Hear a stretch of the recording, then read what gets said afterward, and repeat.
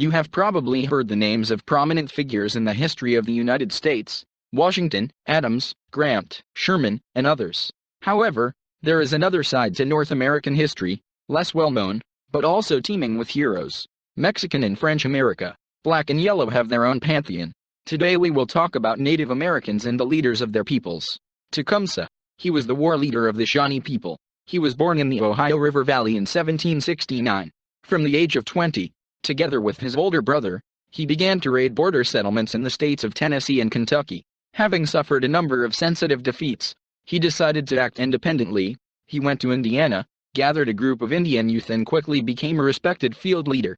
And the younger brother suddenly began to receive visions and turned into a prophet, having somehow managed to predict a solar eclipse. Probably, someone from the whites, not alien to astronomy, suggested to him. The visionary gift was put at the service of the needs of defense. Prophecies of imminent glory were heard, forcing a number of tribes to unite in Tippecanoe, also known as Prophetstown. It is not known how far things would have gone, but in 1810, taking advantage of the departure of the leaders to recruit new warriors, Brigadier General of the United States Army William Henry Harrison attacked the settlement of the Indian coalition, massacring most of the inhabitants. In response, Tecumseh supported England in the outbreak of the War of 1812, but the warrior's luck betrayed him. He fell in the Battle of the Thames on October 5, 1813. After his death, the Americans paid tribute to the outstanding Indian, highly appreciating his oratorical talent, the ability of an organizer and a diplomat. Crazy Horse. A fearsome warrior and leader of the Oglala Sioux, Crazy Horse was born around 1840 in South Dakota. His youth came at a time of complicated relations between the Sioux people and the government. In the fall of 1854, Sioux Chief Warbear was killed by a white soldier. The Indians in response killed a detachment of 30 people and killed an army lieutenant. The young Indian showed himself to be a talented partisan, annoying the enemy soldiers with frequent raids. Horse's most famous battle is at the Little Bighorn, where the desperate Sioux succeeded in almost completely slaughtering Custer's band.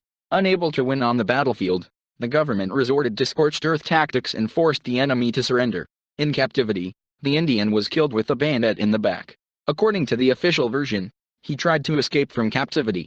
Geronimo. According to some researchers, the most famous Indian leader, he led the Bedonka tribe in Chiricahua, one of the Apache tribes. Born in June 1829, he became a man early. Before 18 he managed to carry out 4 independent raids, and ate the first heart of a pale-faced, or rather, not quite. Geronimo's enemies were Mexicans. Shortly after 14, the wife and 3 children of the leader were killed by soldiers of the Mexican army, which turned into a series of raids on lands in New Mexico and Arizona. In 1848, after the defeat in the war, the government of the United Mexican States ceded the lands where the tribe lived to its northern neighbor in accordance with the Guadalupe-Hidalgo Treaty. Conflicts with Mexican settlers gave way to skirmishes with Tejanos and East Coast settlers, as well as nomadic tribes of U.S. allied Indians who received pastures here. Years of struggle turned into the eviction of Bedonka in the ethereal deserts of Arizona. Practically unsuitable for the life of a settled, agricultural people, the lands were densely littered with Indian bones. When it became clear that it was impossible to live like this any longer, Geronimo rebelled and for 12 long years tormented the federal army and the local population with desperate raids. Cochise. Nothing is known about the childhood of the greatest of the Apaches, not even the date of birth. Tall for his time, a classic 6 feet, was an imposing figure, united the militant representatives of his people and led them on raids against both Mexico and the United States. The conflict with the latter eventually led to his death. Here is how it was. In 1961, other non-Cochise Apaches kidnapped a white child, and an inexperienced but zealous U.S. Army officer sent from Washington accused the peaceful tribe of this crime. An attempt to arrest the alleged culprit turned into a gunshot in the back and an escalation of violence. The Civil War saved the Apaches from massacre, but after it ended, the feds returned armed to the teeth and began to systematically destroy the Indians, tribe by tribe. The war was merciless, and eventually the Yankees promised Cochise a large portion of Arizona as a reservation. He agreed, and legends brought to us such an answer from the glorious leader.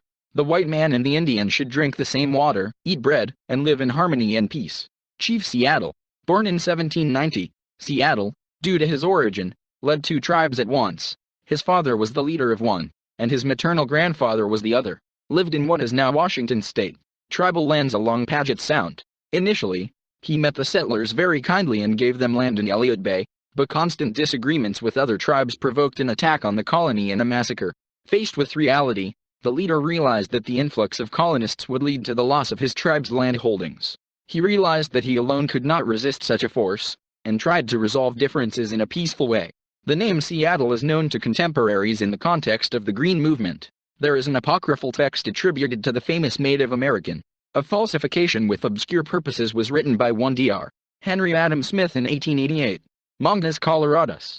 One of the most influential Indian leaders of the 19th century was the father-in-law of Cochise and the Apaches. Born in the 90s of the 18th century, he was tall and strong and became a leader after the death of his predecessor in 1837. The Mexican leadership then gave rewards for the scalps of the Indians, and the bounty hunters made good money. Mangas Coloradas proclaimed that he would take revenge, and massacred the entire population of the town of Santa Rita. With the outbreak of the Mexican-American War in 1848, Mangas Coloradas considered the Yankees to be the saviors of his people and hastened to conclude an agreement with them in order to ally with the American army. For 15 years everything was fine until silver was discovered in the region. Then they put it on the agreement with the parting, and the leader himself was treacherously killed in 1863, having sent assassins to him under the banner of a truce. The body was hacked to make identification difficult. Sitting Bull. The Sitting Bull of the Hunkpapa of the Lakota tribe is revered as a saint. Born in 1831, he became a warrior early, making his first foray at the age of 14. The first serious fight took place in 1863 with the soldiers of the Kentucky Regiment, and by 1868 he became the chief leader of the tribe. Full-scale hostilities began in 1874, when gold was discovered in the Lakota Sacred Black Hills in South Dakota. The Lakota warriors under Bull fought alongside Horse at the Little Bighorn. After the defeat, the remaining warriors fled to Canada. In 1881 they signed a peace treaty with the administration and agreed to settle on the reservation, and Sitting Bull was shot dead during a shootout between police and pro-independence tribesmen.